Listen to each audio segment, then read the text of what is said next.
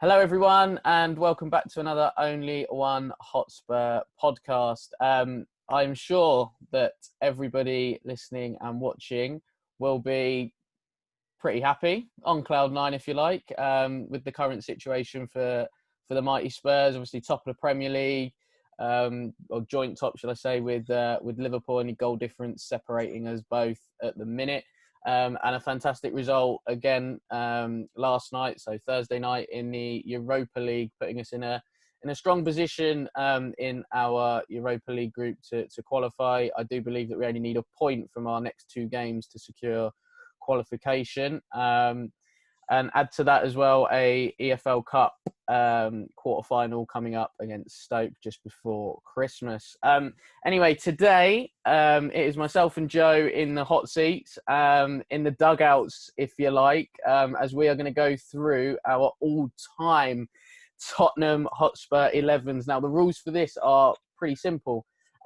We have to have seen all the players that we choose, that we've either seen them on TV or seen them at White Hart Lane or any other grounds that we've been to, as an away fan. So, Joe, you're going to go and run through your team first. And the reason why we're going to do it separately is because myself and Joe started following Tottenham at different times. So we've got like loads and loads of different options, really. Joe is slightly younger than myself, so I've got a few more options, and Joe got into football a little bit later than I did. So, Joe, you're going to kick us off. First of all, what formation are you going with? Right. Well, formation-wise, this was a bit of a hard one, I think, because but I've gone for a lovely little 4-3-3. Nice. So that formation's just attacking, lovely. I love that formation. So obviously, with the goalkeeper, when I started following Spurs and everything, it was about 2004-05 season. So obviously that was Robbo's first season. So he was sort of my first goalkeeper. Then obviously in between then and now, we've had goalkeepers like obviously Paul Robinson, Carlo Cudicini, Aurelio Gomez. We've had Brad Friedel, Hugo Lloris, and obviously a couple of like backup keepers like Radak Cherney, and obviously people like that. But obviously, I think it's safe to say Radak Cherney is not getting him in my team. And goalkeeper's a bit of a hard one for me in a way. Obviously, everyone is going, "Oh, Hugo," but believe it or not, even though I'm a midget, I was a goalkeeper. When played before adult football and everything. And obviously, as a young kid, the team who you support's goalkeeper, like number one, and they were also England's number one, you're going to idolise. So I've got like an absolute massive soft spot for Robbo. I've met him as well. Such a nice guy. Lovely little story that as well. It was when we played Burnley at home at White Hart Lane. I was over near the away fans at White Hart Lane, and I was like, "Oh my god, there's a chance I'm going to be able to meet him here, hopefully." So I took my little Paul Robinson top from what I had as a young'un. So that top was probably 7 to 8 years old, something like that, maybe a bit younger. So let's safe to say it does not fit. Because I'm not that small. And I was like, he's going to literally be warming up in front of me. We was the first ones in the ground pretty much. As soon as the gates open, right, Dad, we're in. Lewis, get in it. We're not messing about. We're in. Was in there. And then they warmed up over the other side. So I was like, oh, you're having an absolute giggle. So the steward took us over. I was waving my top, going, Paul. He saw me, came over, had a couple of pictures, signed my top, spoke to us for a minute, went back to warm up, and he signed my top, my brother's programme, and didn't bother with anyone else. Absolute legend. And obviously, as a you're pretty much my hero. Like doing that for me, I was like mind blown. So obviously he's right up there. but then obviously Hugo is as well. And I One's don't got to think go. One's got to go. and it's hard as well. So Hugo, World Cup winning captain, probably been in the best Tottenham side what we've had since obviously I've been following football and Tottenham. But then Paul Robinson's actually won something. But to be completely honest, I think I will have to edge towards Hugo Lloris.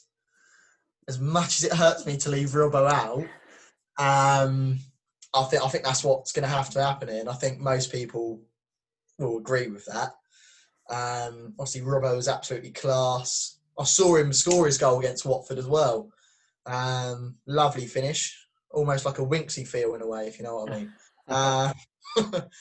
But I think that's a fair shout for me, isn't it? Obviously, Lloris in goal. Like, there's not really too many competitors in that one. I don't think, is there? Well, Joe, it's your teammate, so Yeah, I know. But yeah, it's not really too many competitors in the goalkeeper industry.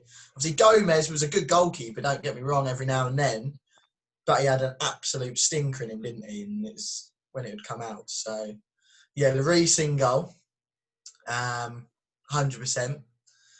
Right back. Let's be honest. Like, we're not really been blessed in that position, have we? I think since we've had players like Chimbonda, and we've had the Scottish Cafu, Alan Hutton. We've had obviously Shaw Luca played there for a bit, even though he's like right back, centre half. He'd play out right back, wouldn't he? Obviously Kyle Walker, Kyle Norton,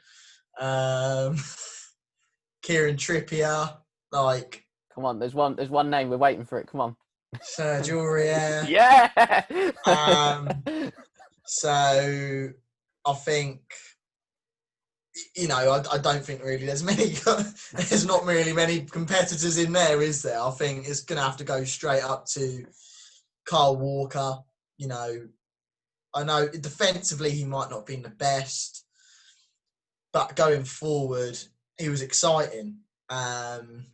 Scored a couple of really good goals for us as well. I think as everyone's thinking of a few against Arsenal, against United, that free kick. Good. I think, and on Kyle Walker, I think I remember, like, obviously when we first played them after he signed for them, like the stick and abuse he got from some of the fans. And I was thinking, well, I think that's a bit uncalled for. Like, because bearing in mind, he weren't, obviously, he's a bit northerner. So, well, more northern than obviously London, Sheffield. I'm not good with geography. Obviously, Sheffield's probably, is it up there with Manchester sort of area? Probably closer. Yeah, it's not that far, to be fair. Yeah. So, he's not a Tottenham fan. He's been offered a lot more money, more chance of winning trophies. You're gonna go. Like, it's not like the only reason why I think you'd stay at Tottenham if you're not, is if you're like a Tottenham fan or we're winning things. If you're not, then a big, a team who's more closer to maybe where you come up from, especially, and you're getting offered more money, you're gonna go, aren't you? It's like say for example, you got offered to do a job where you're going to maybe get more, I don't know, prizes, or I don't know, like, get more for it technically, like with trophies or whatever, get offered double your money, you're not going to go, no, I'm going to stay. Like, obviously, sounds like I'm being harsh on Tottenham there, but, I'm sure you see that point. Like, and I was like, I'm just looking for that edit button, Joe, about the trophies bit. See if we can cut that out. No, obviously that's going to happen this season, mate. As I've said last episode, we're going to win a quadruple, so there's no need to worry about that. But Kyle Walker, I think, was a great servant for us. Good going forward. I personally like Kieran Trippier as well. Obviously, he's not on Kyle Walker's level, but I think he did do quite a good job for us. His last season, obviously, it didn't go maybe the best for him, but there's not really many people to compete in there, really. I'll move on to left back first, because I think I'll do centre backs last out of the defence, because obviously there's more choices for centre halves and there's maybe a bit more debate there. Because I think for full backs, there's not really a debate, is there? Because from 2004, there's not really been many great left backs either. We've had, I always get his name mixed up. Is it Young Pro Lee? Young Pio Lee, yeah. Yeah. Obviously we had Bay. The original. Yeah. Don't you wish your left back was B-A-E? That's Benoit Asuakoto for those that are struggling to work that one out, by the way. Obviously he was funny, weren't he? Bless him. We had him with Danny Rose. I haven't really had, obviously, Ben Davis. I haven't really had too many other ones who've really stood out. I think you're doing Gilberto a disservice there. To be fair, Joe. As I said, I don't think we've really had. I can't really go anywhere apart from Rose, and I think in some ways that really sort of annoys me saying that now, because of obviously what we've seen in the documentary, the way it's gone a bit sour with him, which is a shame, with all the interviews and everything like that, because he was a great player for us. I don't think, that last season at the Lane, like where everyone had like the best seasons of their life, like Danny Rose was probably up there with the best players that season. I'm not saying he was the best that season, obviously, but he was up there, weren't he? And he was like, him and Kyle Walker were the best fullbacks in the league at one point. And I don't think you can argue with that. Obviously, nowhere near that now. He hasn't even got a squad number, for crying out loud. But, obviously, we both love Ben Davis, but he's not someone who's been class for us. He's just been reliable, consistent, and he does the job. I think Danny Rose did do that bit more at times, like, that goal. That's all I need to see, that goal. Some of the tackles he would go flying in for, he did leave his heart out on the pitch, but then he just went and ruined it with like the interviews and stuff like that. And you just think, why? You could have been pretty much almost like a legend here. But you've sort of ruined that, and the fans now are like, well, yeah, you can just go, just cut him out, just, you know what I mean? And it is a shame. But you can't really pick anyone else over him at the same time, I don't think. So yeah, I've got Danny Rose as my left back, which feels a bit weird. And obviously going on to centre halves, I think this is going to be where it might get a bit more debate. I think we've been blessed with some good centre halves, and then some not so good centre halves. Like you had Ledley King, you've got Michael Dawson, you've got Luca, obviously, who we sort of mentioned before. We've got Jan Toby, we've got Fazio Kirikesh, we've got Dyer, technically, even though he's whatever position he is, I don't know where you can include him in. You've got quite a few in there. You got Gallas, and I can tell you this for certain. Fazio and Kirikesh are getting nowhere near my team. Absolute useless ponies. Damn it! Damn it! They are absolutely pony. But another little funny story about Fazio. Obviously, he was absolutely useless for us. I don't think anyone will argue that. I then went to watch AC Milan v Roma at San Siro, I think the year after he left. So it must have been one of Fazio's first games for Roma. And he scored for Roma. I turned to my mate, I was like, how on earth have we come over to Italy And the first goal we see at the San Siro is blooming Fazio. Like, have a day off. He was useless for us. I saw him getting absolutely demolished by a championship striker. Like, behave yourself. And he goes and scores a rocket header. I was like, have a day off. Yeah, he's not getting in. So it's a hard one as well, I think, because you do grow a close connection. Well, not connection, because it's not like he's your mate, you know what I mean, living next door to you, but I wish. You know, you do get a sort of almost like connection with the players. Like, you're like Michael Dawson, like, what a legend. I love the guy. Absolutely love him. Like, he was heart on the sleeve, do anything for the team, put his body on the line. I always remember once, I can't remember, I think it might have been against Chelsea, where he's like on the floor, and then after he's just blocked it, but it's gone back out and someone else has gone for a shot, and he's like kept his hands by his side, but almost done like a salmon dive on the floor to then block it with his face. Like, you don't see that anymore from centre halves. And what a guy. Like, so obviously he's up there, but doesn't quite get in my team. You've got Toby, obviously absolutely class, especially when he was at his prime for us. What a defender he was. What a defender. Like, you know, absolute world class. But yet again, doesn't quite get in the team. You know, I think it can only be two. And I tell you what, if we'd have ever seen these two as a centre-half partnership, I think people would have got a bit excited. And that is, obviously, the king himself and Super Jan. I'll start off with the king. What a defender. He only had one knee, and he was better than John Terry. You know, when he was getting to the end, like, didn't train, go out and put in an absolute world-class performance.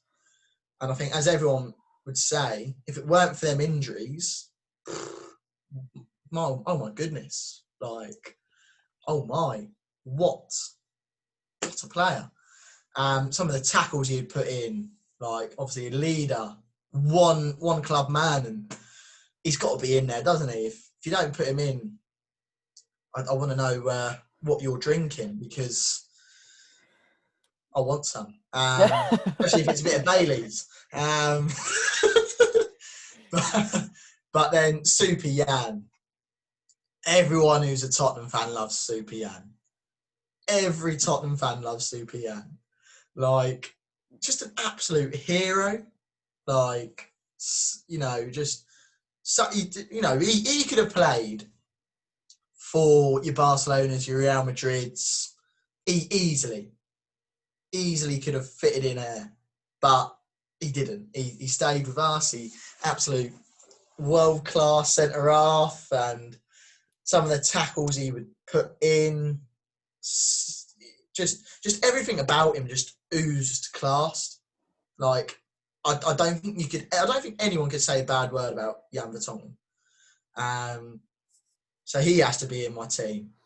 So I don't think that's a bad looking back four, to be completely honest. You know, you've got Carl Walker, Ledley King, Jan. You know, you've got the balance in there as well. A left footer, right footer. You know, lovely stuff. Joe, just a quick one on your back four. There's a centre half that you didn't mention, and I'm just wondering how close they were in your thinking, and that's Jonathan Woodgate.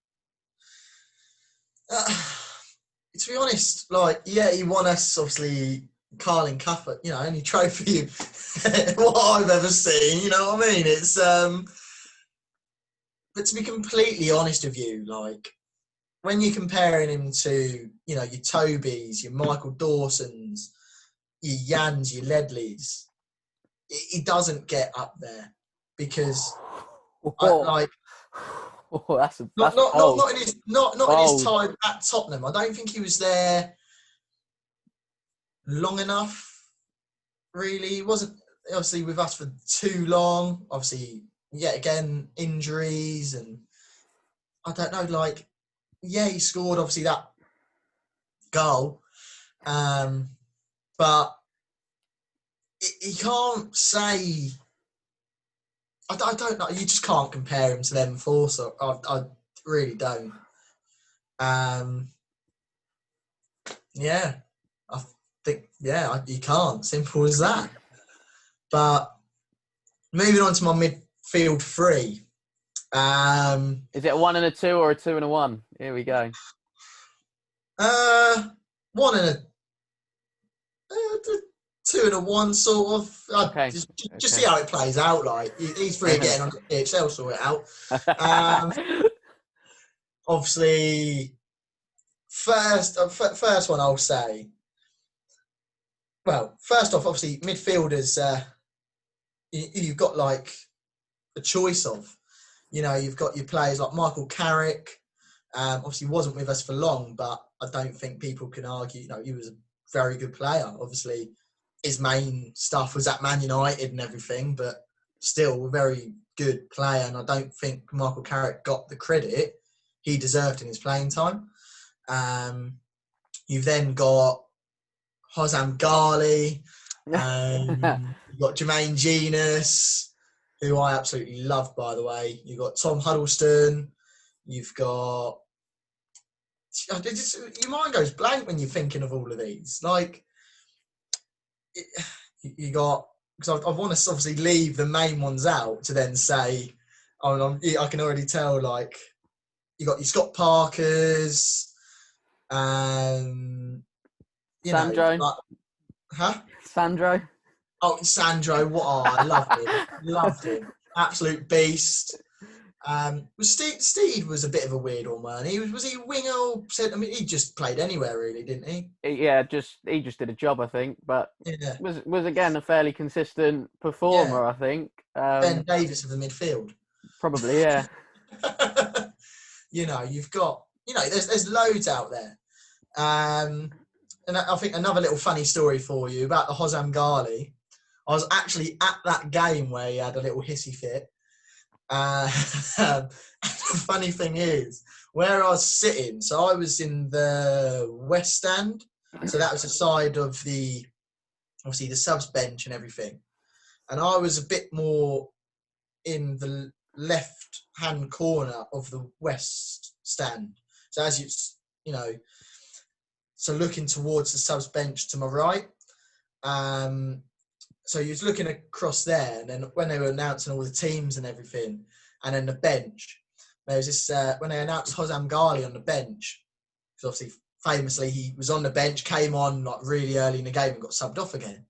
There was this little lad celebrating Hosam Ghali being on the bench with a Ghali top on, and it was quite easily visible because obviously that was quite a bit before the game started, so you could see like a few pockets and all that. Funnily enough, I didn't see that kid wearing his Ghali top at the end of the game. He might have thrown it down as well. But what a crazy incident that was. But obviously where I was sat, I didn't really see that because you just don't really in that circumstance, really, do you? You just don't really, because it was like, as he was going down a tunnel almost, thinking, have that. What an idiot. Because to be fair, he weren't even that bad of a player for us. You weren't that bad. Obviously, you weren't world class, but you weren't bad. I'm pretty sure he scored quite a few good goals. Obviously, I remember rightly against Chelsea. If you score a goal against Chelsea, every Tottenham fan will like you until you go and throw your shirt on the floor. You absolute muppet. So yeah, I just thought I'd mention that little funny story. But then obviously, you've got Victor Wanyama as well in there. He's one who doesn't quite make the cut, even though that last season at the Lane, as you always say, probably one of the best players in that team, or the best player in that team that season. First person who gets in that midfield three, Luka Modric. What a baller. Like, I know obviously people might not have liked the way he left and stuff like that. But yet again, sort of same with the Kyle Walker stuff. When the big, the bigger clubs come calling, obviously as a Tottenham fan, Tottenham is the biggest club. But when you're not a Tottenham fan, especially I think when you come from a different country, when your Real Madrids and all that come calling and stuff like that, you're not going to turn them down, are you? You're going to want to go. If anyone watches Love Island, your head's going to get turned. So I think it's one of them. I don't think anyone can argue that. I think obviously people at the time were really frustrated, and there was obviously rumours about Chelsea as well, weren't there? And I think that's what hurt Tottenham fans a bit more. Obviously, he didn't go there in the end, so it's all good. We'll brush that under the carpet. But what a player! Like obviously a Ballon d'Or winner, for crying out loud. Obviously, arguments, should he have won the Ballon d'Or? Probably not. But a Ballon d'Or winner, and he was a former Tottenham player, so it sort of shows the quality of what he had. Absolutely world class. Probably one of the best players ever seen live. Like, it's unreal. And you've got good old next to him, Moussa Dembele. Look at that smile there. Look at that smile. I just don't think... Be right back. Just got something in my eye. I think, you can't really describe Moussa Dembele any other way than the GOAT. Like, just ooze class again. But this might sound a bit controversial. At times, I think he could have, he was that good. He could have done more. I think, he could have got more goals, more assists. Because at times, you just think he can run through a team if he fancied. He literally was that good. You think, yeah, he can run through that team. Obviously, and I think Tottenham fans would agree with that. He could have maybe got more goals and assists. But still, what a player he was. What a player. Like, always remember Villa away, what were one of the Villa aways, what I've done. I literally turned to my dad before the game started and went, I just want you to watch Moussa Dembele. Tell me how many times he loses the ball this game. Don't think he lost it that game. Like, that just says it all. Like, you could do that any game. If you're unlucky, you might see him lose the ball once. Like, just unreal. So obviously Moussa Dembele. And then my final midfielder in there. And this might sound a bit controversial. Probably one of my favourite Tottenham players of all time, Rafa van der Vaart. I just love the guy. I just love him. Like, I think, as I've said before in podcasts, if anyone's got his contact details, please get in touch. Like, he's the one person I'd love to have a chat with. Like, he was only at Tottenham for a few years, and it didn't feel like that. As soon as he arrived, he knew the club. He knew what the fans wanted. It's just like an instant connection between him and the fans and the club. And just some of his performances and goals and just everything what he'd done, you could tell he was the world-class player. So Daniel Levy, thank you very much for doing that deadline day deal and bringing Van der Vaart to our club. Like, getting to say that we saw Van der Vaart play at Tottenham is such a good feeling. And I think, as even Van der Vaart says, I think it ended too soon. I think, what a guy. What a guy. Like, one of my favourites against Arsenal, obviously, when he nutmegs Jack Wilshere a couple of times and and shoves him, yeah, come on, mate, I'm showing you how it's done here. Like, Van der Vaart. I just love him. I love the guy. Like, him and Crouchy's link up, like, unreal. Van der Vaart always loved to go against Villa as well. Like, he loved playing against Arsenal, and just the passion what he showed. Like, he'd always shush the away fans, or the home fans if he is away. He'd always give it large. There's a special word for that, but I won't say that one. Rough house. There you go. Yeah, rough house, as you know. But, you know, like when he scored against Arsenal and he sort of went to run towards Tottenham fans straight away, he was like, nah, I'm going to run behind the goal, give it a bit to the Arsenal fans, then go to the Tottenham fans. Like, you love to see that sort of stuff.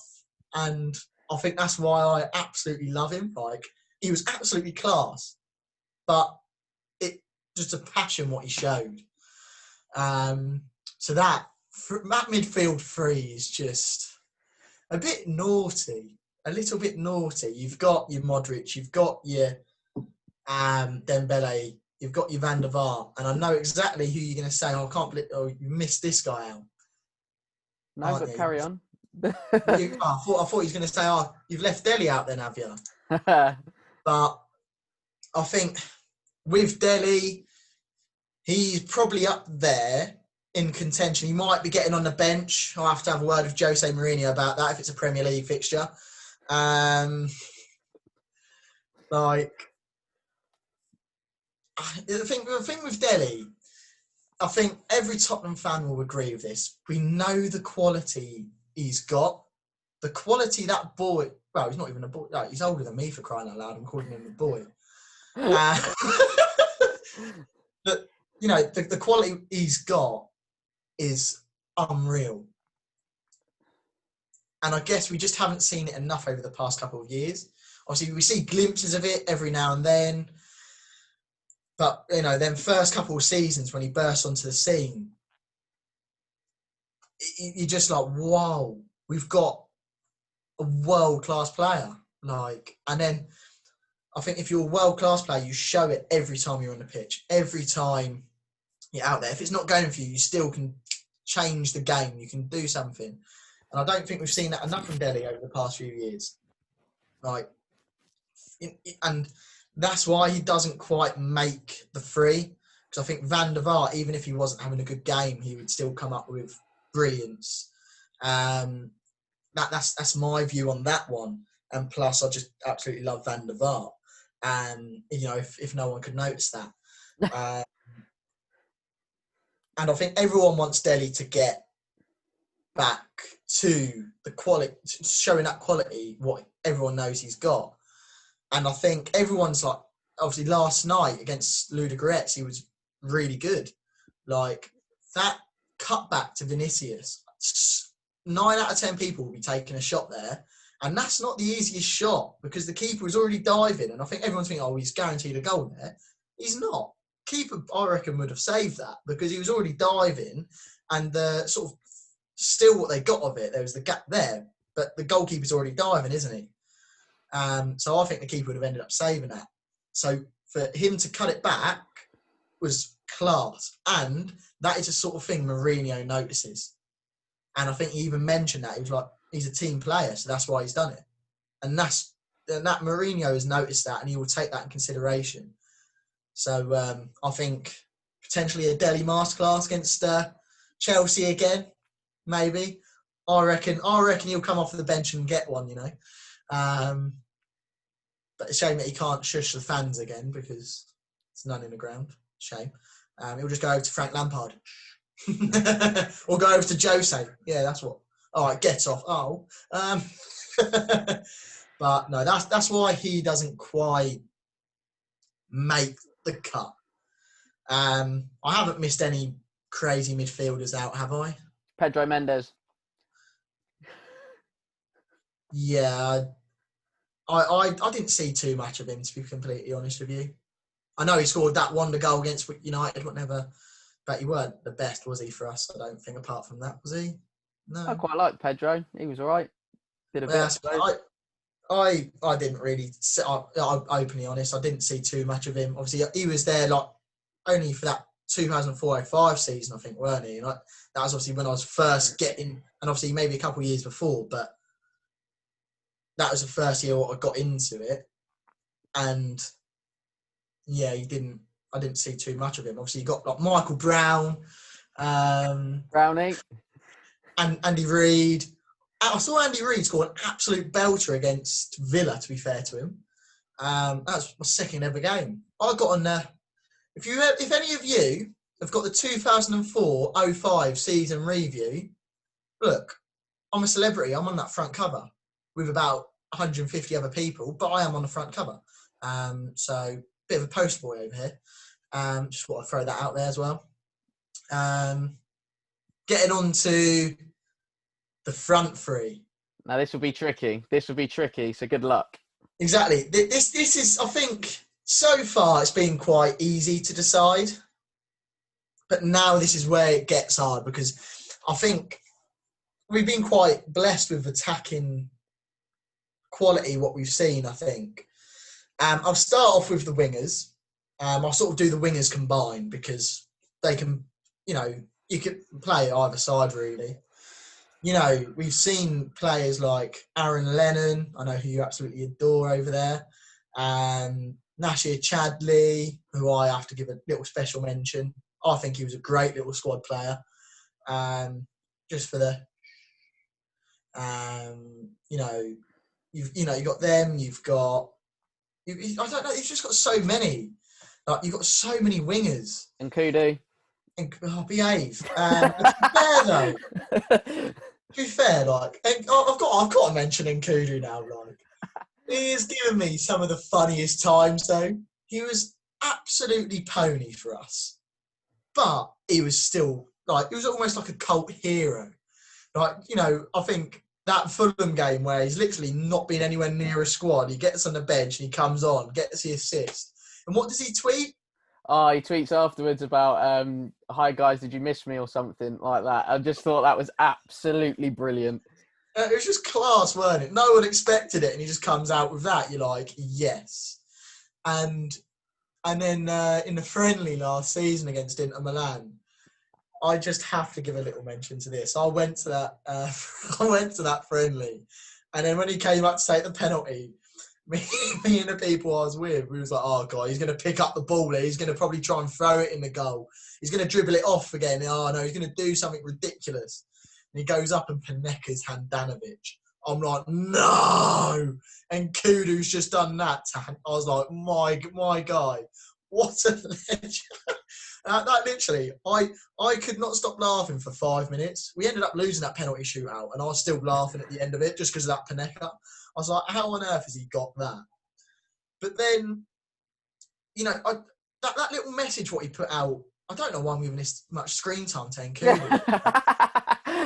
but it didn't work out for him. But he was such a class act. Like, when he left, he put out that little message to the Tottenham fans and everything, saying, look, it's a shame that it never worked out and everything. And you don't really see that from fringe players who you sign with high hopes, but it just doesn't work out for.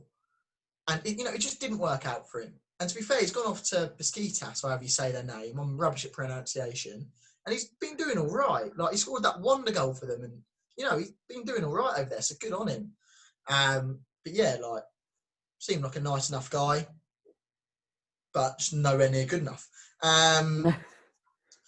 You've got, was Clinton NG a striker or winger? Well, no, don't think anyone knows. He was just a bit useless. I think people used him as a doorstop, maybe. He was just pony. You've got, Steve Malbronk, technically. You've got Nico Cranchar played out wide a little bit, didn't he? Good old Nico. The technical ability of Nico Cranchar was a bit underrated by many. Like, you have to give him a bit of a mention, I think. He's all right, weren't he? A bit tasty. David Bentley, he's got to get a bit of a mention just for that goal.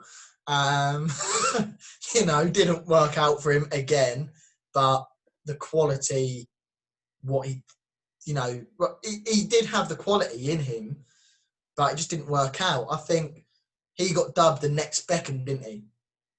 That's not going to help, I don't think, personally. But, for that goal, he has to be mentioned a little bit. But my two wingers, funny enough, are still with the club. One's come back this year, funnily enough. And it just makes up a very exciting front three, obviously, what we've already got at the minute. And that is Gareth Bale and Sonny. Like, the quality, two world-class players. World-class. Obviously, Bale, we haven't quite seen it yet with him. Obviously, he's still getting back and everything, getting used to playing again, seeming that he's pretty much been a spectator. But, Sonny, he should be nominated for the Puskas Award. That says it all. Like, it's just unreal, isn't he? Just the quality of what that guy has. He can just switch it on as well. The goals, what he gets outside the box, run it from edge of his box. You know what I mean? He's just Sonny can do anything. Bale can as well. Obviously, that game against Inter Milan. Well, them games against Inter Milan. The one where he sent Mike on, for a taxi. That one where he got the hat trick, which felt like we won, but we lost. Such a weird game that. I don't think we'll ever experience anything quite like it. But them two have to get in there for me. Have to. Obviously, Lucas Moura, is technically up there as well. But I think we've both been quite vocal on Lucas Moura. We both think there's more in there. His end product isn't there all the time. His decision making probably isn't the best. But he got us to the Champions League final. So that automatically puts him up there fighting for that. You know what I mean? It's one of them. But, you've got Lamela as well, who I absolutely love. I have to be completely honest, like roughhouse, as we used earlier. The passion, you just know what you're getting with Lamela, 110%. If it doesn't work, what he's trying to do, he'll still cause a problem for the other team because he's always wanting to get on the ball. He's always wanting to try and create stuff. He'll break your legs. He'll do something. But funny enough, he's never had a red card for us, has he? So, no. Which is really weird. That'll probably change soon. But you've jinxed it now, Joe. You've jinxed it now. Look, as long as it's against a team where we're winning. So if if he's fit for the Arsenal game, he comes on and I don't know, just absolutely clatters Aubameyang and goes, "You're not the best striker in. You're not like the fifth best striker in London. Get out." Gets a red card for snapping his legs or something. I don't think I'd mind that, personally, because I just absolutely love the guy. And I personally think he's been massively underrated by fans. Personally, people say, "Oh yeah, we signed him to replace Bale. He hasn't lived up to it." He's nothing like a Bale type player.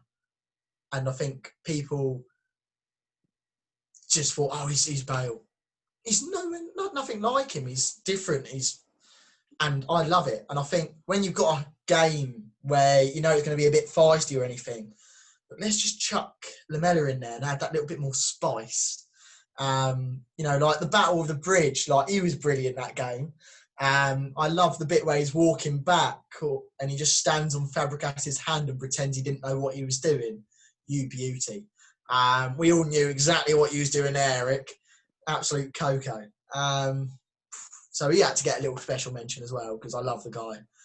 But I'll have Lamela and Lucas probably on the bench. Maybe with actually Lennon over Lucas on the bench, I think. Lucas, first reserve. Strikers. We've been blessed with some really good strikers in our time. And blessed with some really not good strikers in our time. So this is going to be an interesting one. We've had probably one of the best finishers I've ever seen, Jermaine Defoe. We've had Canute. I saw him. We had Robbie Keane. Darren Bent. We had Berbatov, Pav, Super Pav, you know, Fraser Campbell. Fraser, yeah. He scored. I was at the game where he scored 2 against Liverpool in the League Cup. Absolute madman.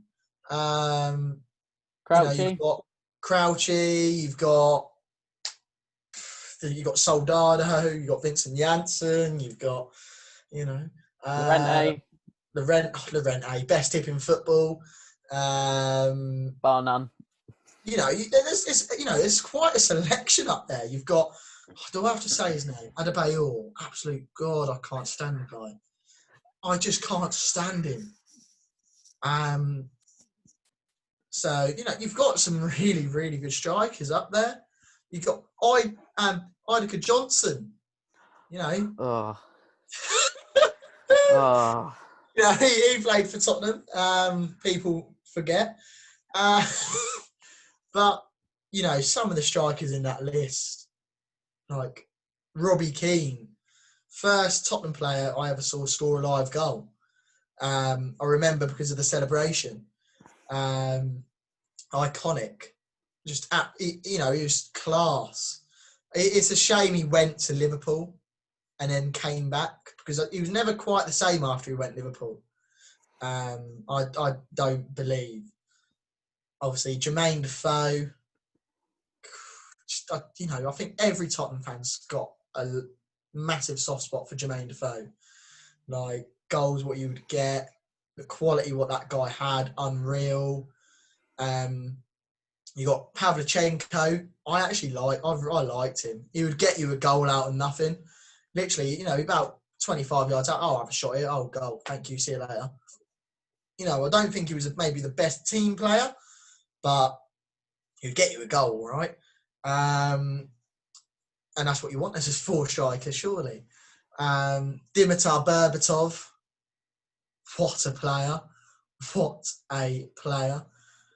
Yet again, obviously with the transfer stuff, at the time, Man United coming in for you, you're not a Tottenham fan, you're going to want to go. And, Man United were probably the best team in the world at that time, or one of the best teams in the world at that time, up there with Barcelona, weren't they? That was the era where Man United and Barcelona were just different levels. So you can't blame him for wanting to go. And the quality what that guy had was unreal. Like, obviously, got dubbed lazy a lot. And my dad's mate, I think, put it on a sixpence. He was like, he wasn't lazy. He was just ahead of his time. He knew what to do at the right times. When he got the ball, he would produce something. He was quality. He just would save his energy, and he was just ahead of his time. And I was like, you can't argue with that. You can't. I don't think you can argue with that. Like, I remember watching Ledley King Testimonial. Still one of the best players he was unreal. Like, it's just the quality of that guy, the touch of Berbatov was unreal. Just everything about him. Obviously, the goals he scored as well helped. Unlike some of the strikers what we've had, because they didn't really get many.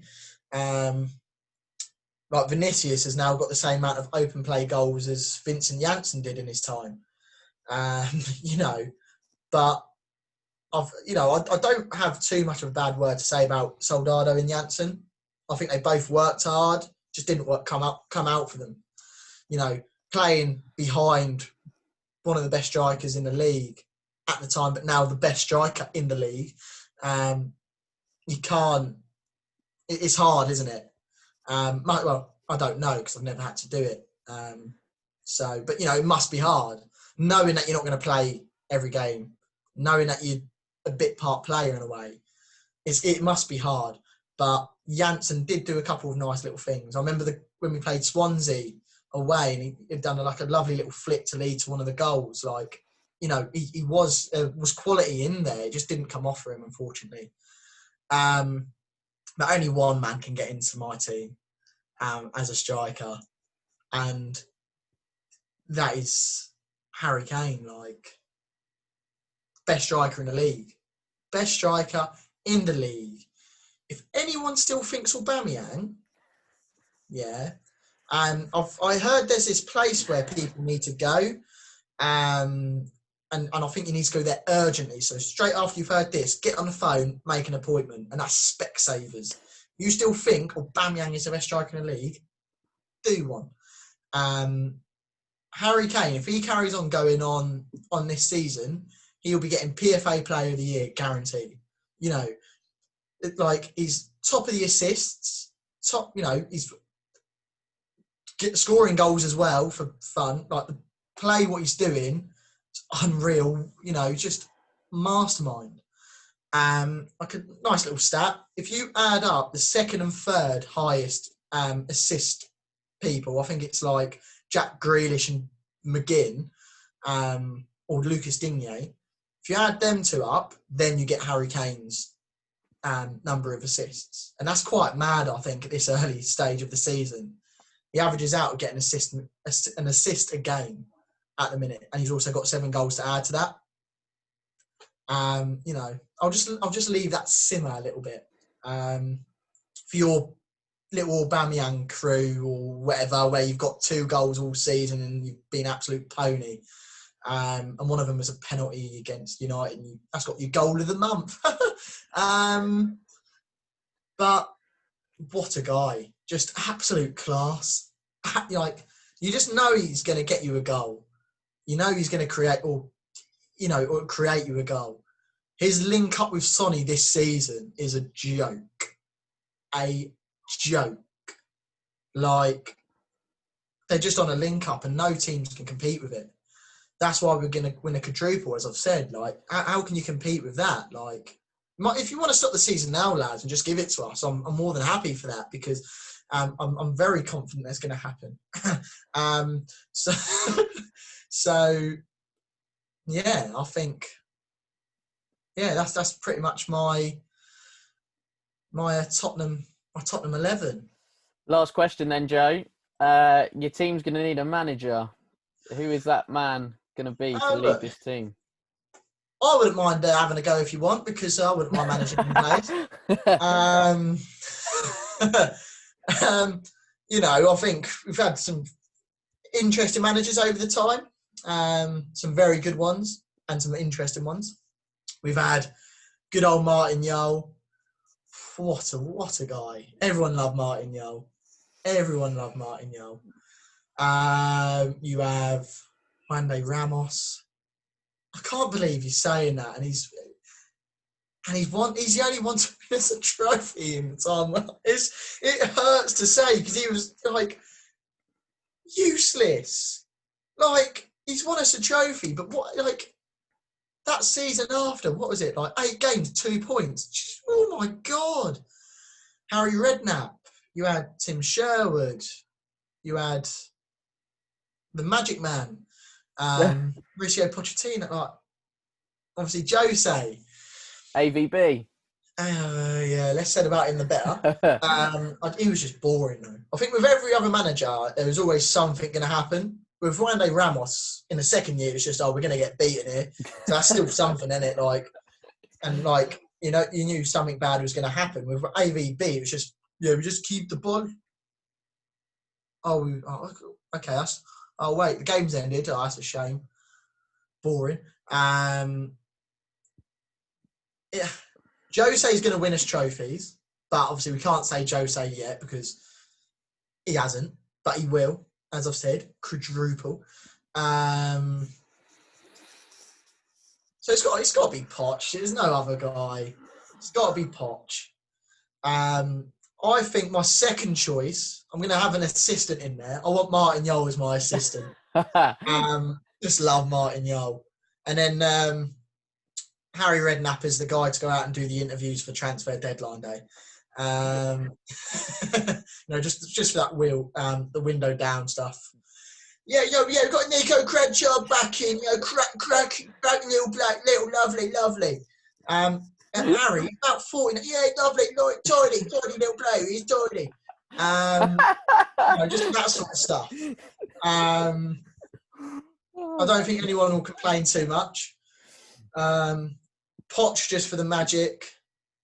Martin Yole just Martin Yole. Harry for the transfer business and a bit of wheeling and dealing. But yeah, that team would win more than a quadruple. That would go and win a Super Bowl. Boat race. Yeah, go on, give it a go. Win a snooker as well while you're at it. Eurovision. Eurovision. Yeah, get Harry up there. No, let Harry be in the crowd after. Look, I've got lovely little watches. Lovely, just selling little watches on the side. But yeah, I think that's my team, and it's quite exciting, isn't it? I just wish get it done in my dreams. Like, I want to see Paul, and it's Van der Vaart to Harry Kane. Oh, lovely stuff. Lovely, yeah. But that's my Tottenham 11. I don't think, surely can't really complain too much at that. I know it's my opinion, but. And that's all that matters, Joe. That's all that matters. Exactly. I could have put Hosam Guardi in there for all you care. but yeah. So yeah. What about yours then? Well, my team, this is a question I get asked quite a lot, actually. And one that changes like more than ever. It's actually changed so many times within the last few years as well. It's even changed. I was having a little think to myself again last night about who would get in. It's changed then, even before we jumped on this morning and stuff like that. It's changed quite a bit. But I've got a few more choices just because I started following Tottenham a little bit before you. Good to say 4 or 5 years. Steady on. So my first Tottenham game was against Everton in 2000, and Tim Sherwood scored the winner in a 3-2 win. I repeat, Tim Sherwood scored the winner because that doesn't happen, and I don't think it happened too often. Not only Tim Sherwood scoring, but him getting a winner for us. So yeah, starting with the goalkeepers, the GKs. My first goalkeeper was Ian Walker, who was actually a fairly decent keeper. I think Spurs have had some decent keepers, but then half the time they had absolutely jack in front of them. They had absolutely nothing. So, it sometimes it's a bit harsh with goalkeepers. So I had Ian Walker, Espen Bartson. He was I think he was Danish, almost like a backup goalkeeper, but then did get a little spell in the side. Casey Keller, USA international goalkeeper. Felt for him because he literally had nothing in front of him. He had the Ginger Pele, Gary Doherty. That just says it all.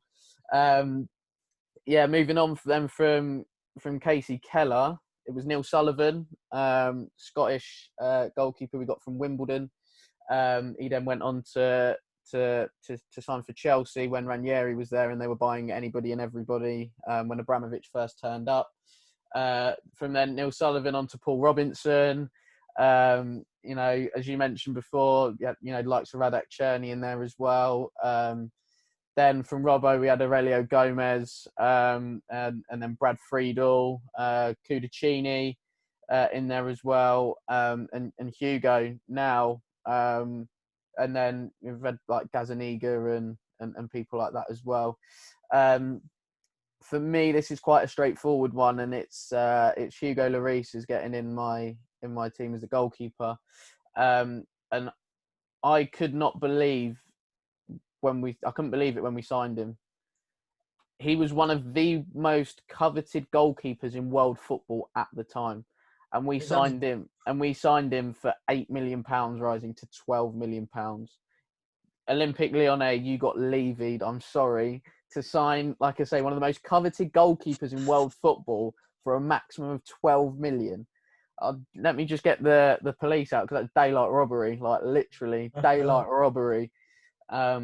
But when he first come in, I thought he was, when we signed him again, I was just absolutely buzzing. But You know, he came and, you know, was absolutely rapid off his line. You know, pretty much a sweeper keeper. I think that role has changed massively as he's got older and as we've changed managers as well. But yeah, I just think for what he's done for the club, it was nothing short of world class, really. He did go through a little period. It was a good 18 months where, you know, mistakes were creeping in, and I had been quite vocal and said we need to replace him. To be honest, just because I thought that age was creeping up on him a little bit now, and stuff like that. But you know, credit where it's due. It's you know, he's come back from that and has been brilliant. But in that time, he'd drop a bit of a clanger, and you think, oh God, here we go. Why Hugo? Why? But then he'd pull off an absolute worldie of a save in a game against like Bournemouth or Huddersfield or West Brom or something like that, and you go, oh right, okay, well there's still the quality there. And I actually think since the first lockdown, he's been top draw, and has probably been up there with one of the best goalkeepers in the league since football resumed for me. That's the thing. I'd go as far back as saying when he came back from his injury. Obviously, he came back from his injury just before lockdown. Since then, I don't think he's put a foot wrong. And I would say he is the best goalkeeper in the league at the minute. Because, you know, all the other goalkeepers are making mistakes. And people say Mendy, he's only played like 6 games. Calm it down. But I'd say Lloris is the best keeper in the league at the minute by far. By far. So yeah, Hugo gets in there for me. Quick story though on Robbo. I was at the Ledley King testimonial at White Hart Lane, and we'll always remember the fans telling him to give us a song, and you know, the stand up if you hate Arsenal. I thought that was brilliant. And I think there was one game as well. I think it was Southend in the FA Cup. A family friend managed through his work to get he had some spare tickets for a box, and kindly asked me and my dad if we wanted to come along, and we were in the foyer bit, if you like, before the game, and you could tell then that something perhaps wasn't quite right with Robbo, and that was sort of towards the end, I think, of his Tottenham career. But he was a massive lad, I can assure you. Like, I don't want to mess with him, that's for sure. But yeah, like I say, absolutely huge, and he looked a bit frustrated and a bit annoyed. But yeah, again, I think was a fantastic goalkeeper for us and gave us some fantastic service, and stuff like that. So yeah, I do have a soft spot for Robbo, like yourself, Joe. But I just think Hugo edges it for me. Right then, I'm going to go a bit modern, if you like, with my formation. Let me guess it. Let me guess. 4-2-3-1. No, I'm going with the back three. Oh God, here we go. Going with the back three, and the reason is because seen some top class centre halves, seen some iffy centre halves as well. You know, Ginger Pele, Gary Doherty, Anthony Gardner wasn't exactly the greatest. You know, but seeing someone like Noureddin Naibet, who came in and, you know, was mid-30s, but, you know, I was at his debut actually, against Liverpool, and there was one cross that came in. I think Reece has belted one across the box, if you like, just absolute fizzer, and he sliced it from his own 6-yard box and it's gone over, and everybody's heart just dropped. And I think everyone was like, oh, you know, you get one of those in the crowd, and he was just there, like, you know, calming everybody down. But Noureddin Naibet was a class defender. We just got him far too late. But I think you could see why he was linked with Manchester United earlier on in his career, because he was quality. And I think was actually a perfect foil for Ledley at that time. So yeah, I had Naibet, obviously Dawson. You know, I think Dawson's passing range was actually underrated. Yeah. I think, you know, those times he could clip a 60-yard pass and we were on the attack, I think he was fantastic. And as you mentioned earlier, Joe, gave everything for the team and for the shirt. And you know, you even see clips of him doing the doing the stuff on Gillette Soccer Specials and things like that when he's covering Spurs, and he just loves it. So, big up Dorse. Woodgate, for me, was class.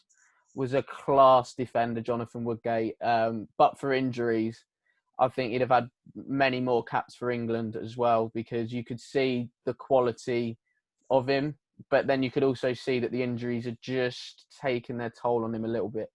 But I loved watching Jonathan Woodgate. I thought he was fantastic. I think back to the 2008 Cup final goal, I think there was a signing that summer afterwards from when we bought Luka Modric, and Woodgate was there as well. I did ask him if he meant the goal, and he did say yes. So I've got to take that.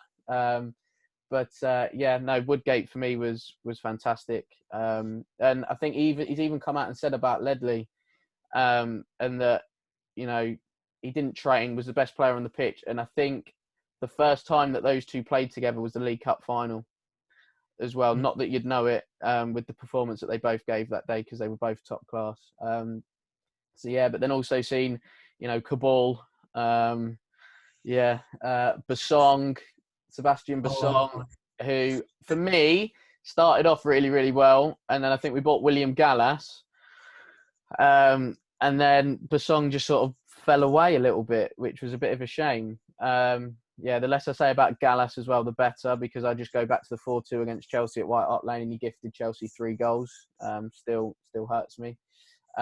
He's trying to redeem himself now by saying that Arsenal won't win the league. So, I might have to cut him a little bit of slack. And then, we go to the likes of Toby and Jan, now.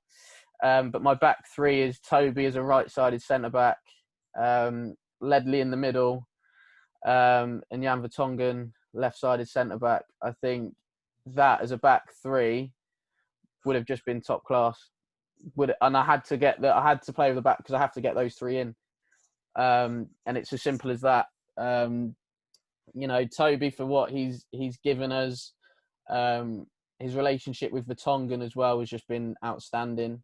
And Ledley is, if he'd have had 2 good knees, unfortunately, I don't think he'd have been a Tottenham player for as long as he was, because he was that good.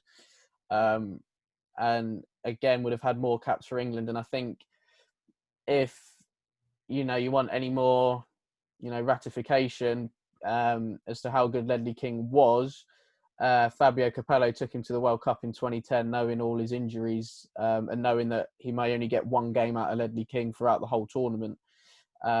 So that in itself, I think, speaks volumes. And I'll never forget the game that he played in midfield for England against France in Euro 2004, probably because it was on my birthday. And he marked Zidane out the game for pretty much 90 minutes. That'll always stick in my mind. Like I say, probably because it was my birthday. But he was top draw, Ledley, and met him on a few occasions, and he's a fantastic person as well. A friend of mine works in events. He put an evening on with Ledley. I can't really show too many of the pictures because it looks like I've had an absolute skinful, which I hadn't, by the way.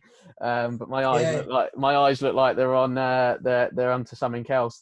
But again, he was top drawer, and I'm glad that he's in our coaching staff.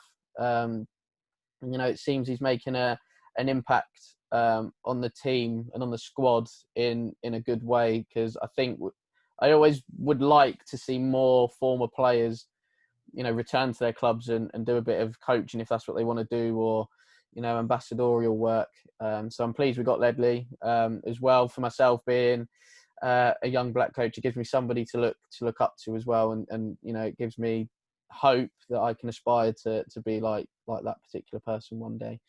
So yeah, Ledley, Toby, and Jan as my back three. You having that? Yeah, that's what you can't argue with that back three. Who would make like your backup though? Like, say if you had to pick one as a backup, that's the thing. Because I think surely it's got to be between Dawson and you're going to either say Dawson or Woodgate, I reckon here. For me, it has to be between Dawson and Woodgate, and for me, it has to be Woodgate. Has to be Woodgate. Like, he was class, Jonathan Woodgate. Like, I can't speak highly enough of him. And if anybody wants to know the level of Jonathan Woodgate, I urge you to watch his 1 to 11 he did with Sky Sports, because he has played with some absolute world-class players. And you just think, but that, the more I say about Woodgate, I could go on all day about him. I just thought he was top draw. And it was just a shame we didn't have him for longer than what we did. So yeah, Woodgate would probably be in there for me. No Kirikesh or Fazio then? No.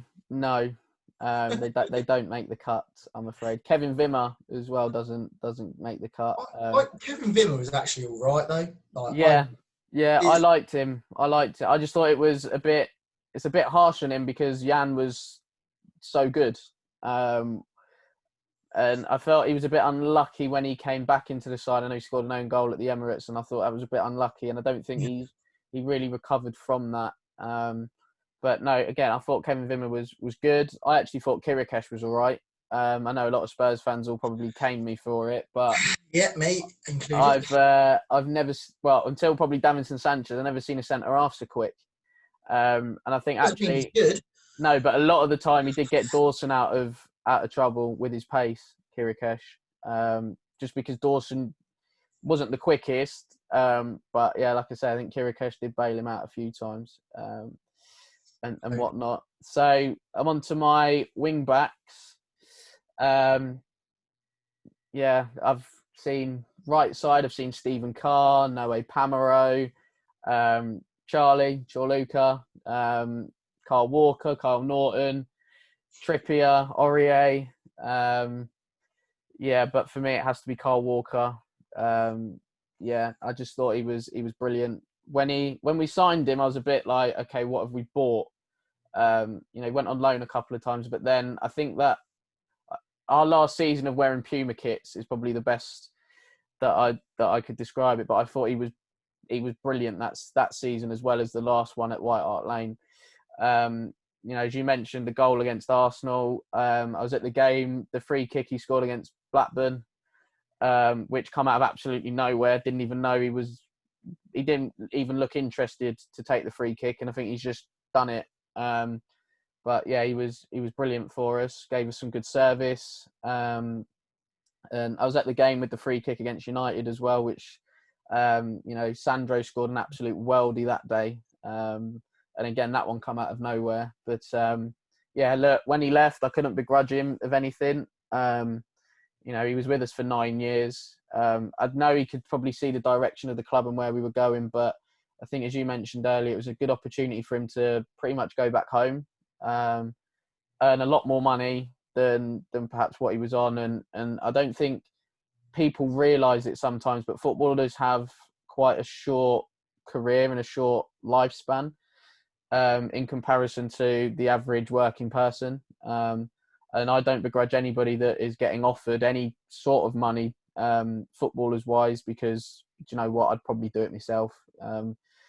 As you said, if anybody's offering you double, treble your wages to go and do the same job, you'd be brain dead to not take it. For me, I just think, and I think you'd be cheating yourself if you said that you wouldn't go. So Walks is in there for me.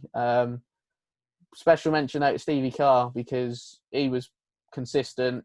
And I always remember when he went to Birmingham, I think he was at the ripe old age of about 38, but he was still the fittest player at Birmingham. And I think that says a lot for him as a person. And again, probably a bit like Ben Davies now, Mr. Consistent, sort of like a 7 out of 10, got the job done. But yeah, Stevie Carr was decent as well. But Walker just edges it for me, just with that extra added quality that he had. Left side, Christ, here we go. Young Pioli, good old young Pioli. Gareth Bale, because obviously he started out as a left back. Who else have I seen? Mauricio Tarico. He's probably a bit like Lamela now, in the sense that he's an Argentinian roughhouse, but he played at the back. And yeah, he was actually not that bad. He wasn't great, Grealish liking the way he used to wear his socks, halfway down his leg. But yeah, he'd probably kick you first and then get the ball. But yeah, again, I think he was another sort of right-footed left-back, which was a rarity at that time, let alone like now. But yeah, I didn't quite mind old Treacle, as I used to call him. We had obviously Benny, the original Bay. He just didn't know what day of the week it was, did he? Bless him. But yeah, I did quite like the fact he used to give a little nudge into the opponent that he was up against, and he didn't really care who it was. I think if he did care, it'd be dangerous, basically, because actually he wasn't that bad. It was just, he was just away with the fairies, and just didn't like football, but happened to be quite good at it. So yeah, it was more of a job for him really than anything else. But yeah, for me, it has to be Danny Rose. Just for, again, that goal. That just says he doesn't have to buy a pint, I don't think, in Tottenham ever again, just for that goal. And if he does, then he'll just say, "You remember that goal I scored against us?" "Oh yeah, Danny, yeah, I remember that. Do you want a beer, Sam?" I think, as you alluded to, Joe, it has been, it has gone a bit sour for him, which is a shame. I think at the time of giving the interviews in the newspapers, if he was fit, it'd have probably been sold, and then his Tottenham legacy wouldn't have been what it is. Yeah, and then I just think, obviously, the documentary, do you know what? I think I would have probably done the same in his position. I think majority of people probably would have as well, in the sense that the players in front of you aren't exactly performing, shipping goals left, right and centre, and you're there going, well, hold on a minute, like, what have I done to not get a chance, if that makes sense? So it's almost like Jose coming straight away and proper bombed him out.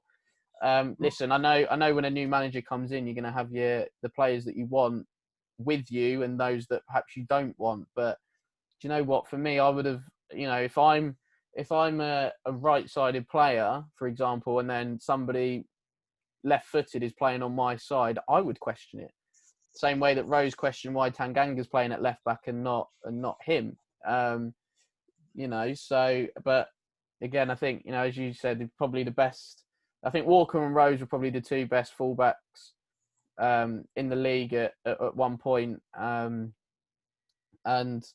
yeah, it would have been a bit of a disservice, I think, to Rose if I didn't put him in. But listen, I think his ship sailed now, unfortunately, at Tottenham. I hope he gets a club in January as opposed to just running down his contract, because I think he's better than that, for me, Danny Rose. So yeah, Walker and Rose as my wing backs. Yeah, I think just on the Rose thing quickly, obviously with the documentary, it wasn't that he was moaning or not moaning or going in to question Jose Mourinho's decisions. It was, I think, the way he'd done it, and he sold out his teammates. And I'll get onto that in a second. But if you're saying stuff like that, you have to put in at least average performances. And in his last performance, before he was pretty much dropped completely, was Liverpool. And he was shocking that day. I've never seen a worse performance from a player, I don't think, like from what I can really remember, apart from that, because he was that bad that day. I think there was a stat where he got like 6% pass accuracy in not the first half. And as a professional footballer, that isn't good enough. And obviously Tanganga's come in and he's actually done well. It's not like he's gone in and done okay. He's actually done well. So then for him to go in and go, well, I don't get why you're not playing me, blah, blah, blah. If I was Jose Mourinho, I'd have just gone, just have a look at this. Put the stats down on the table of his last game. Put the stats down of Tanganga's games, what he's played. But just have a look at them and tell me how you think this guy should be playing ahead of him.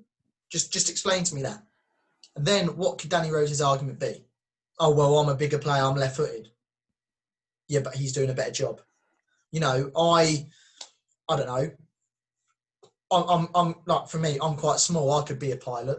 There might be someone who's tall who's been a pilot or something. Yeah, it doesn't mean I'm going to be good at being a pilot. And I just want to say I wouldn't want to fly the plane because I'll probably crash it.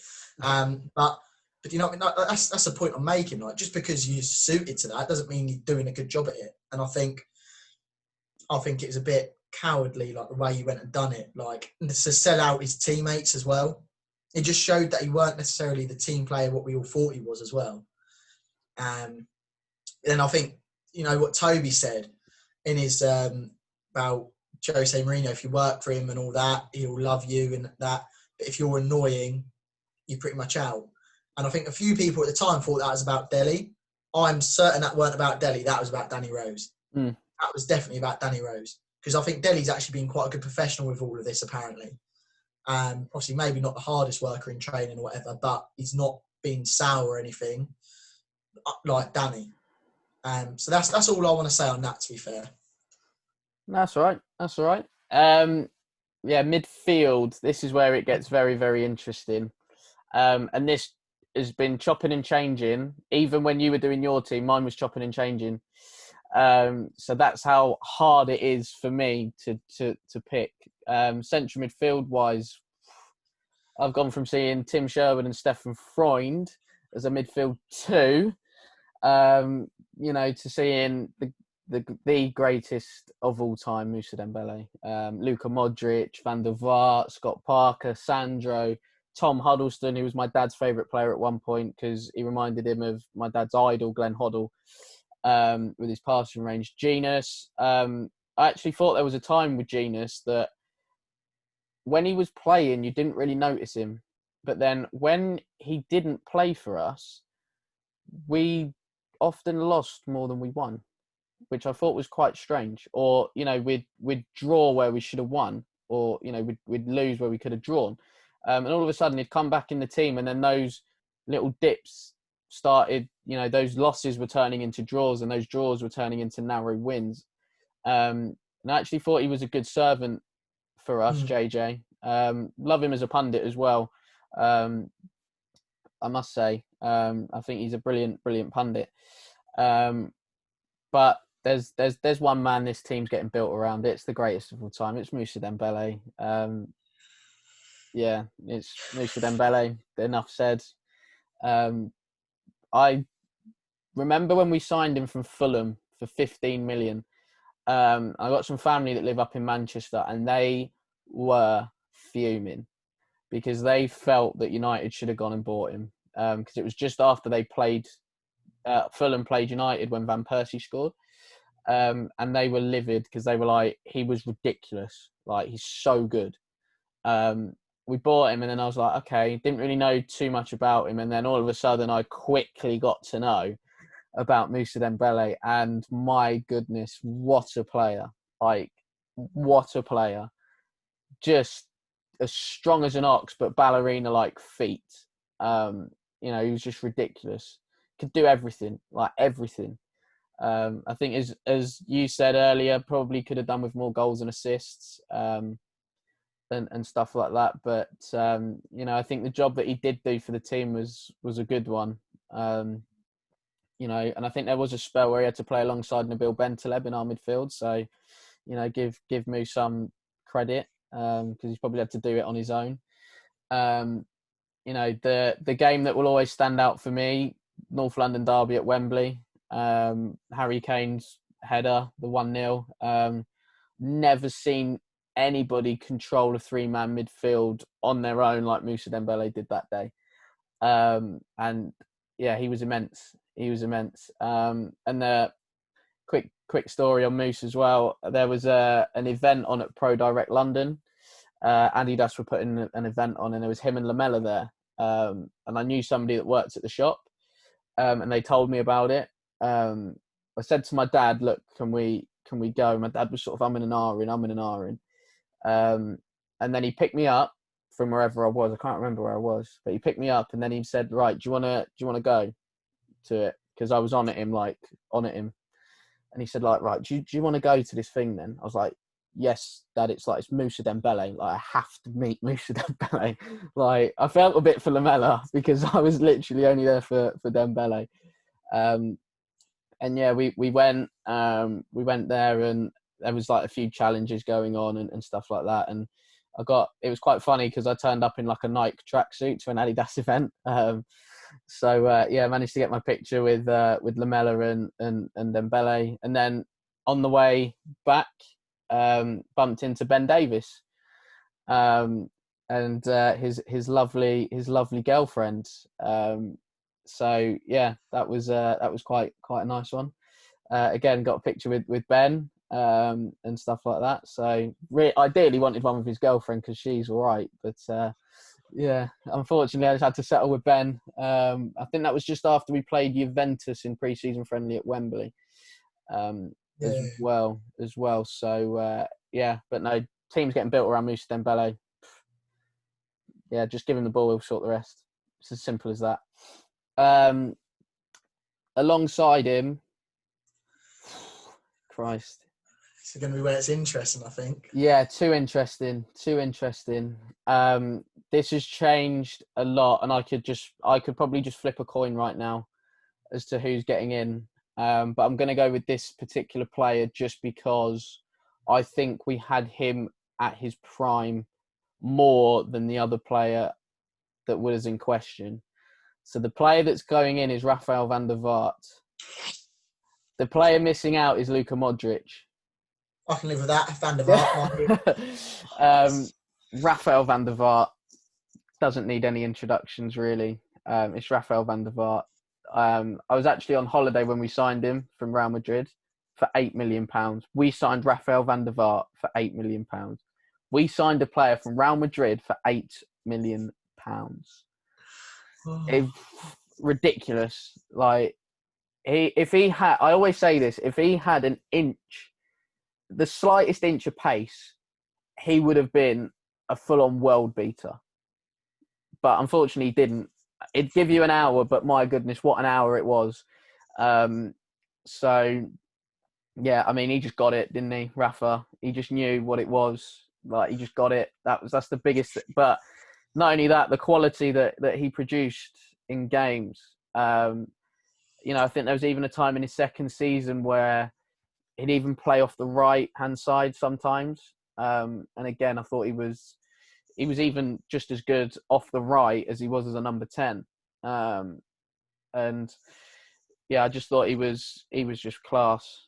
I think to get somebody in the football club at that time was just what we needed. Just somebody that had that big game mentality, that big game experience. And I think it saw us through games sometimes where he would just take the game by the scruff of the neck and nick a goal or something like that, or play a pass through for a centre forward, and they'd 9 times out of 10, they'd go on and score. And I just think, those couple of seasons that we had him, it was short, it was brief, but it was a better love story than Twilight, I think. Simple as that. Better love story than Twilight is the best way I can describe it. Yeah, and even at the Legends game at the new stadium, he was class then. And he always sort of says that Tottenham's his home, and that's where he enjoyed his best football. And I know every Tottenham fan that knows about Rafael van der Vaart enjoyed watching him as well. As you said, the goals against that lot were brilliant as well. And he properly wore his heart on his sleeve. He was so passionate, but a top footballer at the same time. Like I say, though, if he had any pace, he'd have been up there with some of the world's best footballers. I kid you not, because he had everything else going for him, and stuff like that. So yeah, Rafa over Luka for me. I'm very glad of that, because if Rafa wouldn't have got in your team, there'd have been a riot over here, mate. The computer would be coming out, be chucked around, mate. You know my love for Rafa, so I'm glad it's put in. It's almost like your love for. I think it's like your love for Dembele. Like, yeah, I did love Rafa as well. I think the year that we had, the year that he signed, obviously we had the Investec European shirt. Yeah. And that was top of my Christmas list. Like, I think my dad bought me the shirt, but literally it was one of the last ones that they had. So it probably fits me now. And bearing in mind, we're talking about a decade ago, it probably fits me now, right? But yeah, I just had to have, I didn't care what size it was. Every time I wore it, it drowned me. But I just had to get his name on the back of a shirt. Because if I didn't, I would have regretted it for the rest of my life, probably. That's the thing. I remember that year. I think I'd already got like a shirt or something before he signed. Because obviously it was deadline day, and I got my shirt before. I got the faux on the back and everything. And so I never actually got a Van der Vaart shirt. But then I think last year or the year before, last year I went and I was just on eBay, and I came across Van der Vaart shirt in my size, Champions League badges and everything, Champions League like actual lettering and everything like that. Yeah. I was like, for 50 quid, I was like, Bargain. mint condition. I was like, thank you very much. It's now my favourite Tottenham shirt, and I'm pretty sure that's going to be the one I'm going to be wearing on Sunday as well. Because you know what I mean, like, just love the guy. Yeah. Now, Joe, this is where it gets interesting, and this is where this particular part of the pitch changes so much, so much. Right, I'm going with the number 10. I've decided, so I'm going two up top. The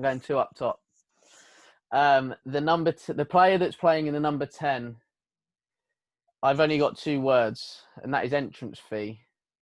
It's David Ginola. The entrance fee, that he was the only player we had that was worth watching. We were that bad at one point. I know he played sort of out on the right or on the left, but working out which foot, your guess is as good as mine, because he was that good off both feet. He was just ridiculous.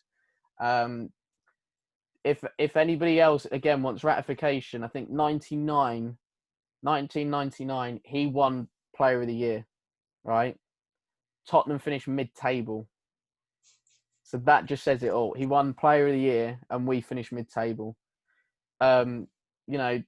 I've seen Gary Neville play for a number of years, and that year Ginola was the only player to properly rinse him for 90 minutes.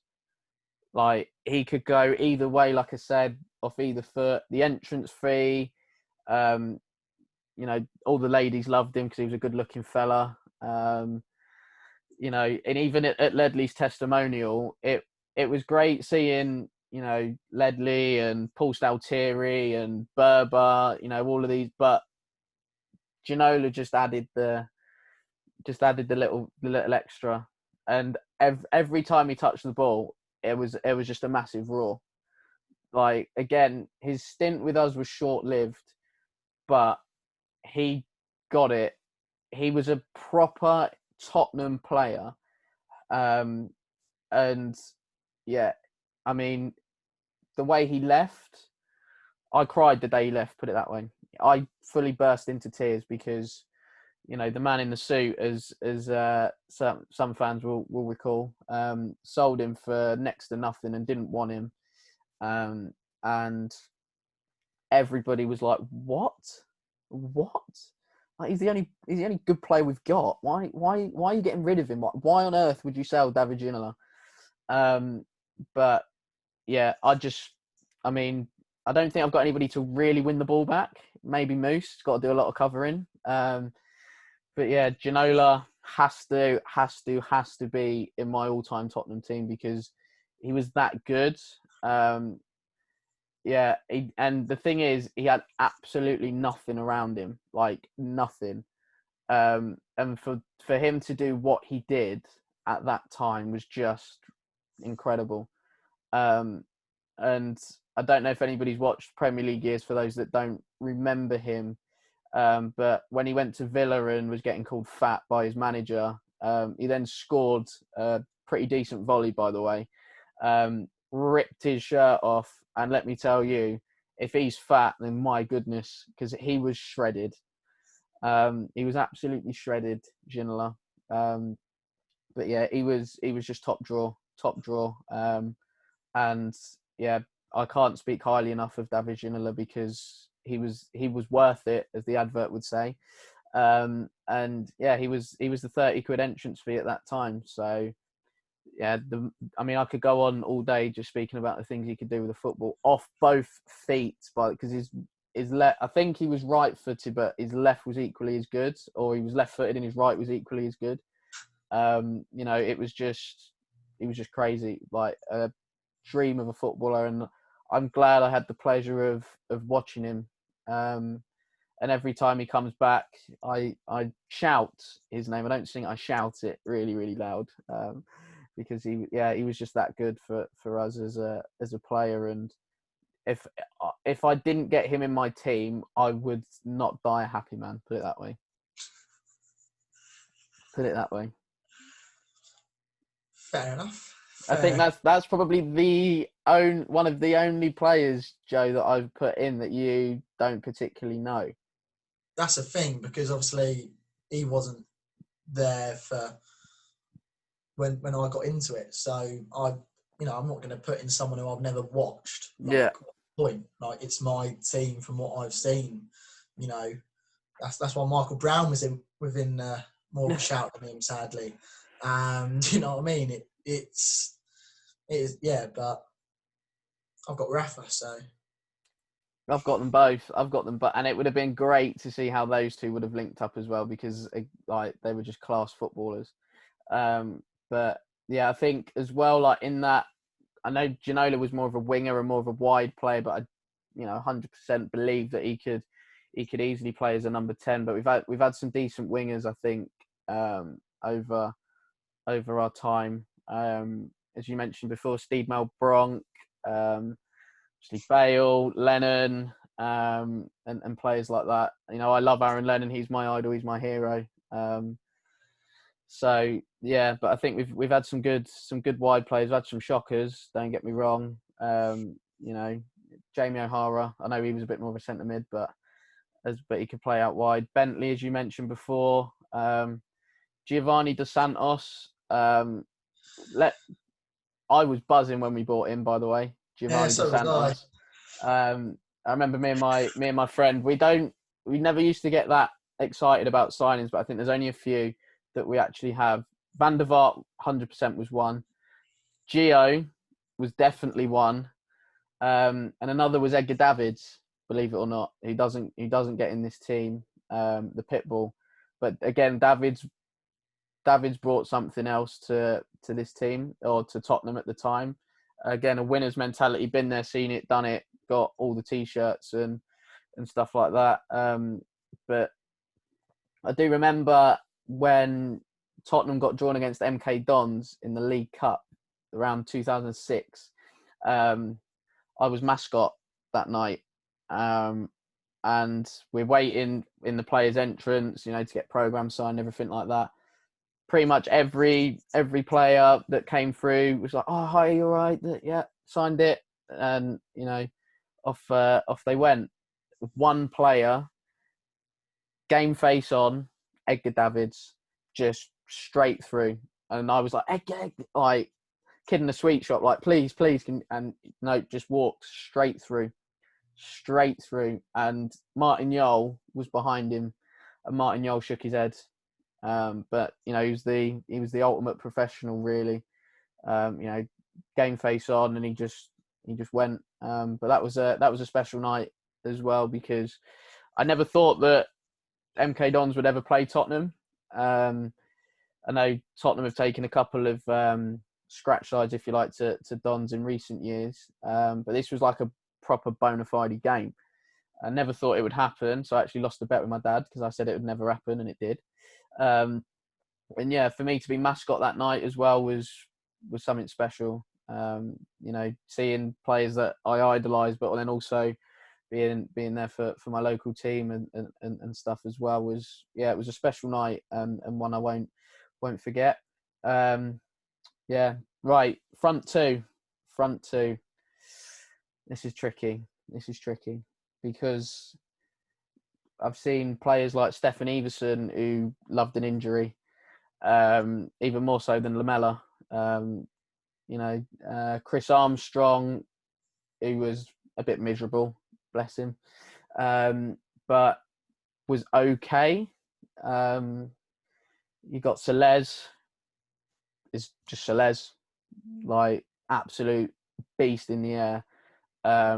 Really, really good with his back to goal. Proper old school sort of target man.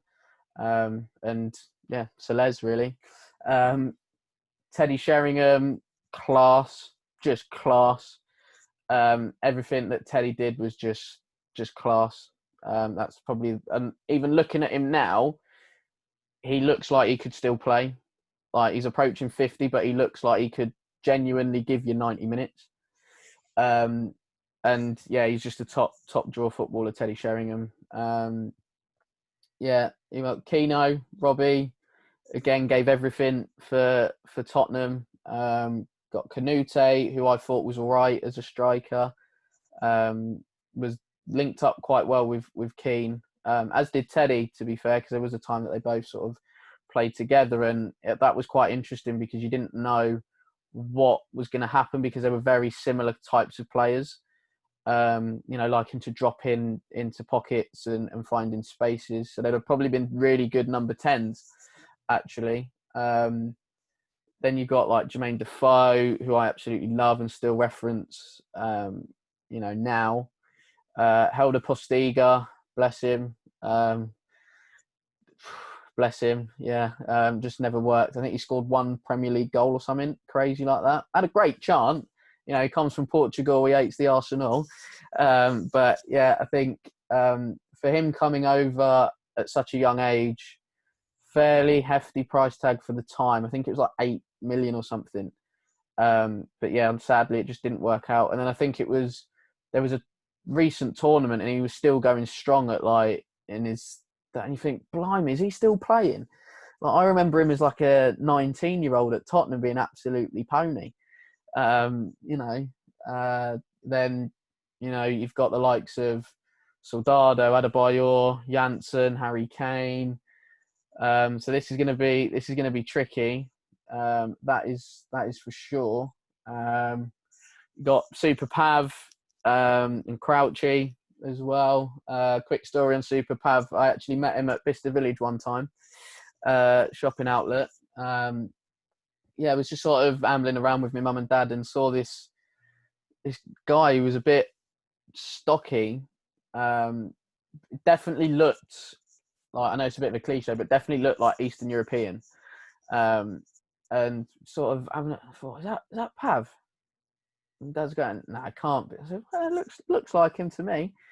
And then I was a bit stalkerish, really. Probably shouldn't admit it now, but proper followed him around, and then ended up in Ralph Lauren, and he was there, and I just tapped him on the shoulder and just said, like, all right, Pav, and that was it. And he fully, I think he was shocked because he didn't realise that anybody would recognise him. And then I've never seen Pavlyuchenko move that quick after I tapped him on the shoulder and said, all right, Pav. Like, he was gone. And never scored a tap in either. All his goals just seem to be worldy goals. So yeah, this is going to be a tricky one because of the amount of strikers. Obviously Berber as well. His goal against Charlton was just out of this world. Every time again I see it on Premier League years, I'm just there like, oh, because the touch from Ledley's ping was just crazy. Darren Bent and Fraser Campbell as well. Speaking of Darren Bent, we've also got Sandra, Harry's missus, and stuff. So, but I've got to pick two. Right, here we go then. First one, Jermaine Defoe. Jermaine Defoe, most naturally gifted finisher I think I've ever seen.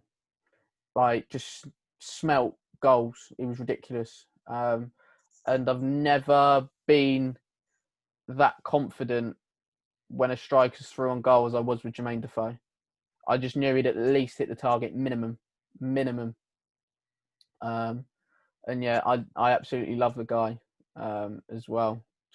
He's just a really, really good. I think he's a really, really good person as well. I've met him on a couple of occasions, but yeah, I think on the pitch he had a little bit of attitude as well. But yeah, I just love Defoe.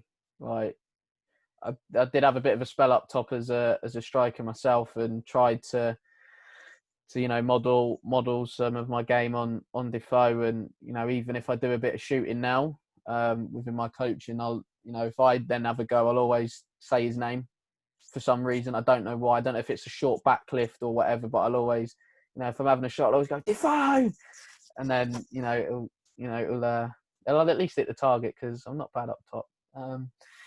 So yeah, JD, 100% up there. And his strike partner, I think this is a partnership, Joe, that would actually work really, really well. And it's got to be Harry Kane up top. I mean, for consistency above anything else, Harry Kane's got to go in there to consistently hit the numbers that he's hitting. Is just ridiculous. Probably the most all-round striker that I've seen at Tottenham. Because you'd have, Defoe, who was more of a fox in the box. You'd have Keane and Sheringham, who were number 10s. You'd have your Saleses, your Berbers, your Crouchies, who were more target men. But Kane can do it all. And I know his assists and his all-round game is getting highlighted a bit more now, but I think he's been doing that for a while. But listen, it's nice to see him get the recognition that he fully deserves. And yeah, for me, Harry Kane is probably one of the best centre forwards that I've seen in a Spurs shirt, 100%. But again, quick story on Harry. I was at a coaching event at St George's Park. And I'd gone with my mum and my dad. And I think my dad had gone somewhere. Oh no, my dad was working, sorry. And I went with my mum. And yeah, I think we'd seen a couple of the England squads that were there. I think in the lift, I think Luke Shaw was there at one point, which was quite interesting to see how we managed to get in the lift with him. I think there was a few. I think the under-21s were in as well. So yeah, anyway, I was at this coaching thing. My mum's sort of sitting there doing a little bit of whatever she was doing. She said she's seen all these players coming through, and she didn't recognise them. So she said they must have been the under-21s. And then she'd seen them walk through, and she's like, "Oh, that's Marcus Rashford." And then I think a few of the seniors came as well, and then she recognised Kyle Walker, and then she saw Harry Kane, and I think my mum was just like, "Oh, I've got to get a picture. She's got to get a picture." So I think she's just gone up and was like, "Oh, Harry, can I get a picture?" Like, yeah, sure, like no problem. But my mum's not the greatest with technology, believe it or not. And considering her job is to do with technology, she's not technically savvy with phones or whatever. But she couldn't work her phone to get a picture with him. So Harry Kane sort of took the phone and, sorted it all out and then got the picture. And then all of a sudden my phone's buzzing like mental. And I had this break and I'd just seen a picture of my mum with Harry Kane. And I was like, you got to be joking, ain't you? Like, I'm here, networking and I'm at this coach and stuff like that. And you're here getting pictures of Harry Kane. Are you winding me up? Like, I was absolutely fuming. My dad's not happy either because he wasn't there to get a picture either. So, but again, she said that Harry Kane was a class act. And I think you see that in the stuff that he does off the pitch, like with the sponsoring of Leyton Orient's shirts and little things like that. I think is what makes him a class act. He's not always in the spotlight all the time. He's not always seeking the attention from the papers or anything like that. He's model professional, does what he has to do, does it very well. And like I say, probably the greatest all-round striker that I've ever seen wearing a Tottenham shirt. And yeah, I remember the 5-3 against Chelsea on New Year's Day, and what a game that was. First time I'd ever been to football with a hangover as well. And that was actually quite a good little spell for me over that festive period. I think I went to I think I missed one game out of the festive period, and that was Leicester away on Boxing Day. So, yeah, that was the only one I missed. I even did Burnley away, Monday night FA Cup game, which coincided with me actually moving back into my university halls in Burnley. So, yeah, it all worked out perfectly. But that game, the 5-3, was, yeah, it was a special game, and stuff as well. So, yeah, Harry, more of the same on Sunday, please, Sam, and we'll love that. So, yeah, that is my team. I'm surprised with you for not trying to find a way to get Lennon in. To be honest, I think, and I tell you what, like, there's been no mention of Sonny as well. Yeah. So with Lennon, as you were going through your team, I was thinking, have I got to get Lennon in? Because you'd mentioned the fact of, you know, he was my idol and stuff like that. So yeah, it's a bit strange. I've gone for an all-time 11 and my idol's not in it. Same as me though with Robbo. But yeah, yeah, with Lennon, it was difficult. It was either him and then have him on one side, Ginola on the other, and Kane through the middle. But then I just couldn't look past Defoe, just for his goal scoring knack. The fact also that he's still doing it at like 39. I know he's up in Scotland and probably not playing every week, but you know, if anybody's seen his goal recently, with the ball over the top from Tavernier, and he's just guided it in on the full. I mean, that's just quality. And I think the fact that I reference Defoe now in my sessions that I do, I think that says a lot, because there's not many players that you would reference with regards to different things on the pitch. And yeah, the fact I still mention and still reference Defoe, I think, says a lot about him as a player and then his longevity, as well. Sonny, difficult because, oh, Christ, you just can't hate Heung-min Son, can you, really?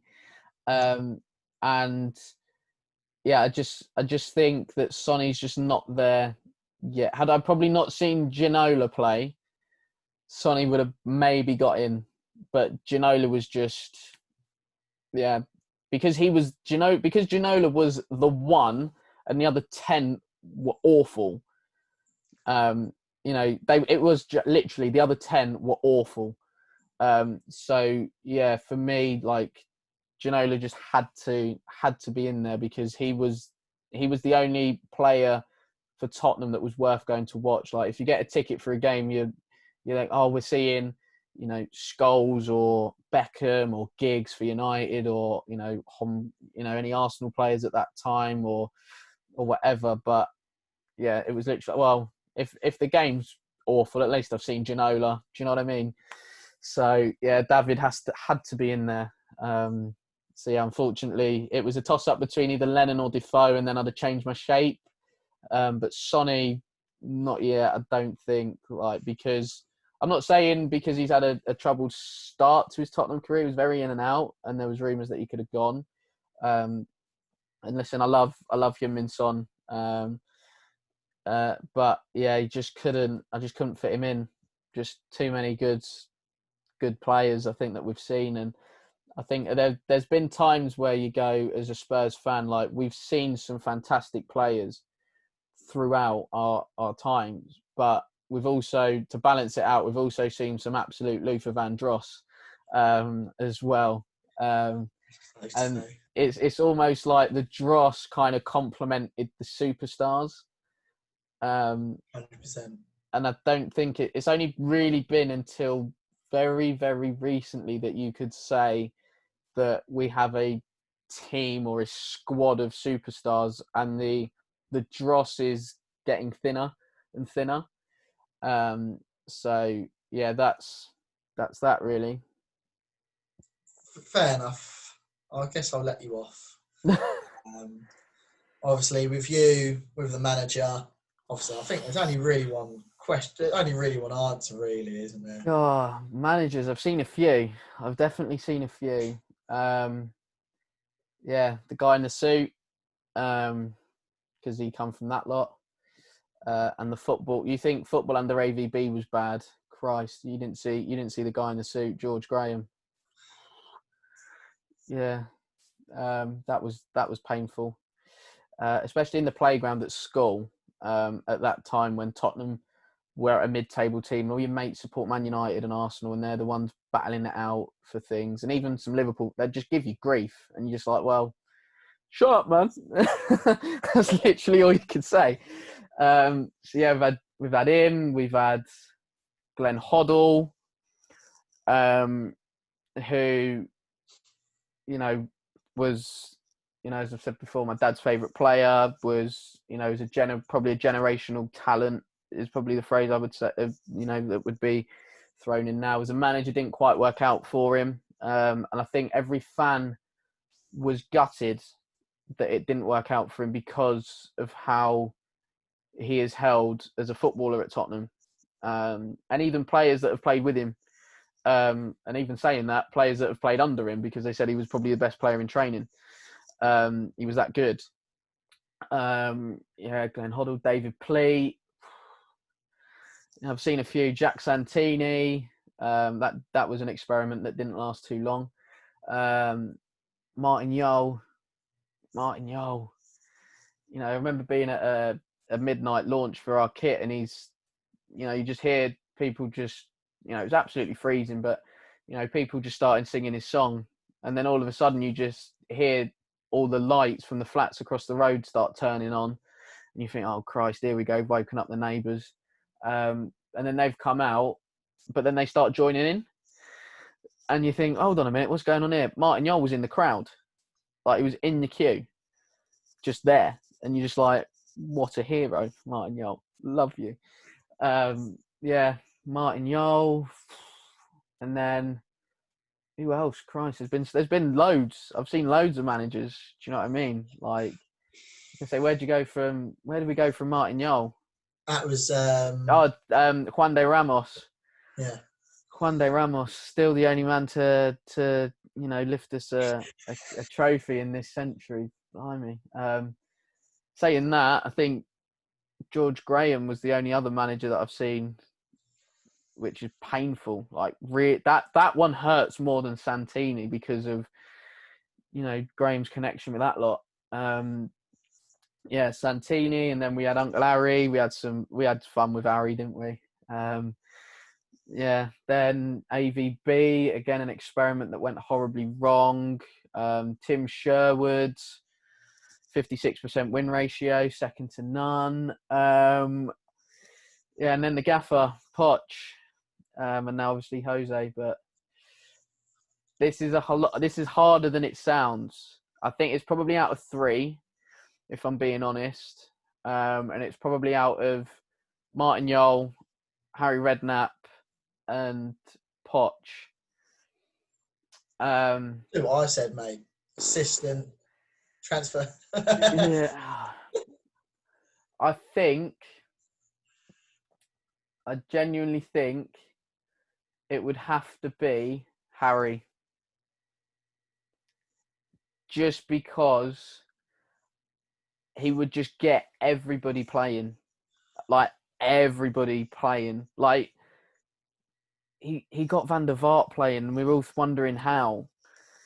He had some big personalities and some big egos, did Harry. And I thought his man management was superb. I think he massaged those egos when they needed massage, and he gave them a kick up the backside when they needed a kick up the backside. But I think Harry, to pick the club up from where it was to taking us to the Champions League for the first time in our history, I think that doesn't get the credit it deserves, because we were on our knees. 8 games in, 2 points. His famous quote of he's had more points on his driver's license than what we had. Do you know what I mean? But yeah, I just think he'd have just got players playing. You know, he got Adebayor firing again after being, you know, out in the cold at City on his 180 grand a week at the time. You know, I just think he'd have got everybody playing, and yeah, I just there's just something about the kind of journey we went on with Harry, and it was like, I know probably in his last season we should have finished third, but yeah, I just think Harry just edges it. Don't get me wrong, Pochettino's given me some of the best moments of my life. You know, he made it good and cool, if you like, to support Tottenham again. Poch made me fall back in love with the club again after the dross that we had under AVB, and then the banter 6 months we had with Sherwood. And yeah, Poch has given, I think Poch almost gave the fans almost their club back. And I will never forget that. Like, never forget that. I think my dad summed this up as well the other day. When we were going through like the managers, certainly that I've seen, how many of them would we have gone 30 hours there and back, 60-hour round trip on a coach for a Champions League final for? That's, yeah, exactly the same. Poch was one, Harry was one, and Martin Jol. The others, probably not. Definitely wouldn't have under George Graham, because we wouldn't have got there. So yeah, pointless. Santini, I mean, he brought in Timothy Atuba with gold Nikes, like, but I don't think Atuba was. I think he was not even his passport age. Bless him. He was finished before he'd even started Atuba. You know, there was, you know, I think my dad would have gone with Glenn Hoddle just because it's Glenn Hoddle. He'd do anything for Glenn Hoddle, literally. Yeah, but I don't think there's many other managers that certainly that I've seen that would have done that for. But yeah, certainly, and then did it for Poch, 100%. But I think Martin Jol deserves a lot of credit, for almost trying to build an identity. You know, buying good young players. We had a good British core under Martin Jol.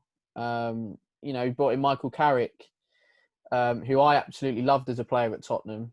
And I think probably the most similar player to Carrick is Harry Winks now. And I was gutted when Michael Carrick left, and my dad couldn't understand why. And I said, like, he's just so good, Dad. And my dad was like, yeah, but doesn't really do a lot. So, you know, I think Martin Jol, like I say, gave us an identity, a young side, British core of players, and we had pretty much 2 players for every position as well. So competition was pretty good under Martin Jol, and that, I think, was the real first blocks of foundations for the club, really, because I don't think we'd had that before. Certainly in my lifetime, we'd never really had it. And yeah, so he sort of almost late, and then it went a bit pear-shaped for a little while, and then we almost sort of brought it back a little bit, and we've almost gone full circle now. Gutted the way it all went for Martin in the end. Obviously, finding out he'd been sacked at like half time was crazy. So yeah, but I think Harry just because, like, you never know what you're going to get with Harry in an interview either. Like, you know, he's calling Chorluka Charlie, and we're like, who's Charlie? Oh, Chorluka, right? Okay. And you know, I just think little bits with Harry. I just think his man management was spot on at the right time. But yeah, that's that for me. It was a tough one, but just Harry. I've met Harry as well, so that probably edged it a little bit as well. It's interesting that I was certain you're going to pick Poch, to be fair, but that's the thing. I agree with Martin Jol. Like, I was actually at the game where he got sacked. That was my first ever European game. Um, and I just remember, because everyone, like, even though I was young and all that, you just sort of remember, everyone was like, such a weird atmosphere. He was like, something weird's going on here. And obviously you hear all the murmurs. They're like, Martin Yole's been sacked. And everyone's like, but it's half time. Martin Yole's been sacked. Martin Yole. And he came out, obviously, it was like, oh, that's just a load of rubbish. Then the atmosphere, that second half was the weirdest. Mm. And then, like, you sort of forget about it because the game's going on a bit. Then at the end of the game, even though he lost, he sort of came out, like, onto the pitch and all that, and was, you're like, he has been sacked, hasn't he? And I think then all the fans thought he's gone. Like, the way, because after you lose a home, and it was like a poor game as well to Getafe. It was like, you wouldn't, you just go straight, you'd shake the other team, you go straight down the tunnel. The way he came out was like, you're like, he's gone here. He's gone. Like, there's no other words to put it. And then the atmosphere then was just all singing his song, and everyone sort of got a bit emotional. And then next thing you know, one day Ramos. Yeah, I remember that game as well. I remember the stand up for Martin Yole chant that was going round at the time as well. And I think, yeah, he was a good manager for us at a good time, but you know, it was just one of those things how it ended. But but I think with Glenn Hoddle as well, that sort of things just reminded me. Glenn Hoddle went to like an end of season game against United, and we tore them apart 3-1. But we were just on job that day, and I remember the whole ground singing Glenn Hoddle's Blue and White Army. Like, that's the first time I think I'd been to a game and heard the whole ground in unison just singing the same song. And I think probably the second time was that Martin Yole one.